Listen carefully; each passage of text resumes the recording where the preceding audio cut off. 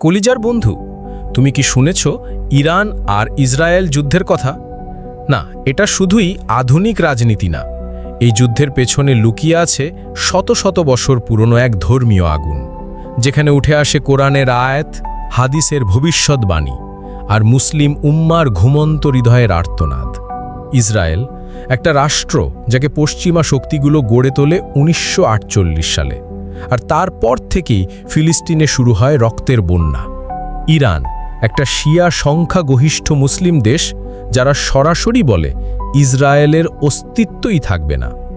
দুই দেশের সম্পর্ক সব সময় উত্তপ্ত ছিল, কিন্তু 2025 সাল থেকে যুদ্ধের আগুন আবার জ্বলে ওঠে। হামাসের পক্ষ নেওয়া, ফিলিস্তিনে অস্ত্র সরবরাহ করা আর ইসরায়েলের প্রত্যুত্তর ড্রোন হামলা, গোপন এয়ার স্ট্রাইক। ইরান দাবি করে, আমরা ফিলিস্তিনিদের ভাই জুলুমের বিরুদ্ধে জিহাদ করব। ইসরায়েল বলে, ইরান হলো আমাদের সবচেয়ে বড় হুমকি, ওদের পারমাণবিক প্রকল্প থামাতেই হবে। 2025 সালের রমজানের মধ্যে ইসরায়েল ড্রোন হামলা চালায় সিরিয়াতে অবস্থিত ইরান ঘাঁটিতে। এর পাল্টা হিসেবে ইরান 1000-এর বেশি ড্রোন আর ক্ষেপণাস্ত্র ছোড়ে ইসরায়েলের দিকে। এই যুদ্ধের শব্দ শুধু গাজা, তেহরান বা তেল আবিবে নয়, তার প্রতিধ্বনি যেন বাজে মুসলিম বিশ্বের প্রতিটি শহরে, প্রতিটি মসজিদে। প্রিয় ভাই ও বোনেরা, আমরা কি জানি এই যুদ্ধ শুধু রাজনীতি না? রাসূল সাল্লাল্লাহু আলাইহি ওয়াসাল্লাম ইরশাদ করেন, তোমরা ইহুদিদের সাথে যুদ্ধ করবে, এমনকি পাথর, গাছ পর্যন্ত বলবে, হে মুসলিম, আমার পেছনে এক ইহুদি লুকিয়ে আছে, একে হত্যা করো। সহিহ বুখারী। আরেক হাদিসে এসেছে, দাজ্জালের অনুসারী হবে ইহুদিরা এবং সিরিয়া, প্যালেস্টাইনে এই হবে বড় ফিতনা।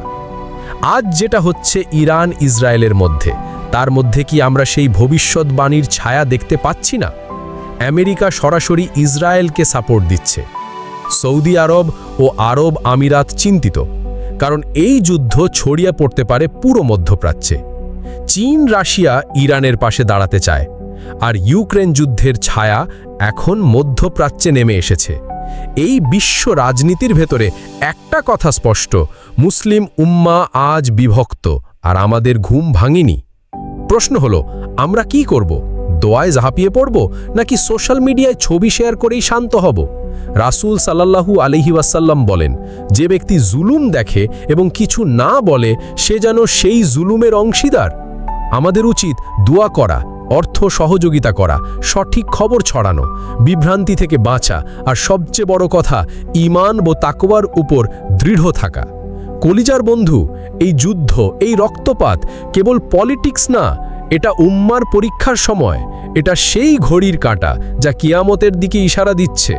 হয়তো সামনে আরও বড় যুদ্ধ আসছে, হয়তো মাহাদি আলাইহিসসালাম ও ঈসা আলাইহিসসালামের আগমনের প্রস্তুতি শুরু হয়ে গেছে। আসো আমরা অন্তত নিজেদের ঠিক করি, আসো আমরা আল্লাহর কাছে ফিরে যাই। এই ছিল আজকের সত্য ঘটনা, ইরান ইসরায়েল যুদ্ধ ও ইসলামিক ভবিষ্যৎবাণী।